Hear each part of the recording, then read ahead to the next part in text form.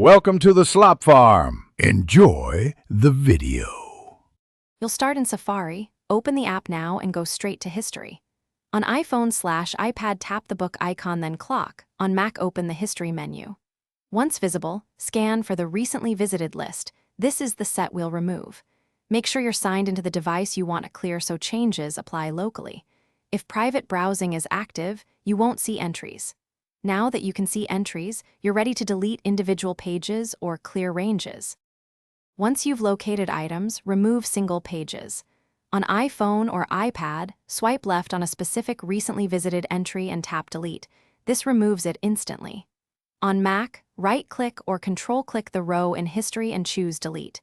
If you have many entries, use the search box to filter by site or keyword, then delete matching items. Make sure to confirm the entry disappears. If it persists, close and reopen History. To refresh the list, to remove many entries, choose Clear History. Pick last hour, today, and yesterday, or all history. This also clears cookies and other browsing data. If Safari syncs via iCloud, sign out or disable Safari and iCloud settings first to prevent other devices from restoring history. Once cleared, restart Safari or the device to ensure changes persist. If deleted pages reappear, disable Safari iCloud sync, repeat the clear. Then enable sync again, only after confirming history is empty.